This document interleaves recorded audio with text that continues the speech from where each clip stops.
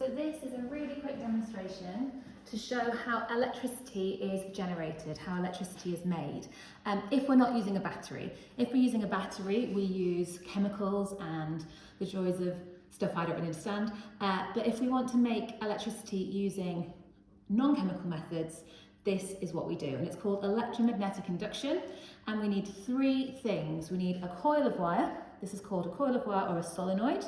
And you can see there's lots and lots of turns, we'd say, on that wire, lots and lots of coils. And we need a magnet. Here is a magnet on a very sophisticated stick. It's sellotaped on. Now I said we needed three things, because right now I've got a magnet, I've got a coil of wire, nothing is happening. Now the coil of wire here is not connected to a power supply. What it is connected to is this is a galvanometer, which is a very, very sensitive analog voltmeter.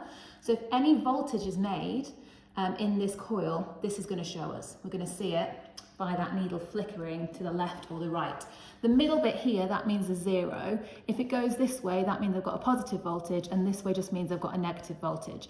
That means that if I had a current in this circuit, the current would go forwards for one direction and would go backwards in the other direction. Now, to make my electricity, all I need to do is take my stick with my magnet on, and I need to move it in to the coil of wire. Or I could move it out of the coil of wire. So what's the third thing I need? Well, the third thing I need is relative movement between the coil and the magnet.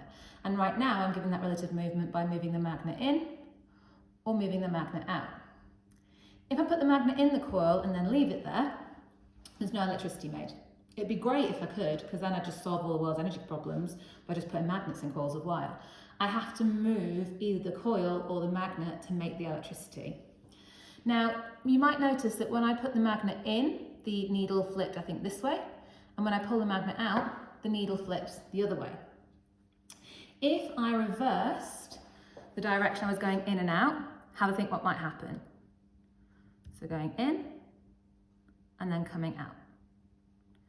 Hopefully you saw that the needle went the other way to before, because the way the needle goes, the positive or negative voltage, depends on which pole of the magnet is going into which side of the coil, or which pole of the magnet is leaving which side of the coil.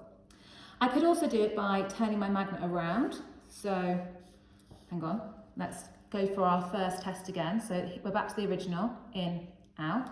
If I just move the magnet the other way around, we should get the opposite way, and we do. Now there are many ways of increasing the voltage. A lot of them are difficult to see here because I have a fixed coil and I have a fixed magnet. But what I should be able to do is increase the voltage by increasing the speed at which I move the magnet. Now it's easier to do that pulling it out. So I'm just going to pull out. No, I'm not. I just managed to remove the sellotape from the magnet. That was clever. So let's try that one more time. I'll put the magnet in. I'll pull it out as quick as I can. There we go. And hopefully you saw that compared to if I go in slowly, if I pull it out quickly, there's more of a flicker. So the faster the motion, the higher the voltage induced. There's other ways to do it as well, but I'll leave you to think about those for yourself. One final thing to say is that I make the voltage first, and then that causes a current if there is a complete circuit. The voltage is always made, but unless I have wires in a complete circuit, the current can't run. So electromagnetic induction needs three things. It needs a coil of wire, it needs a magnet, and it needs relative motion between the two.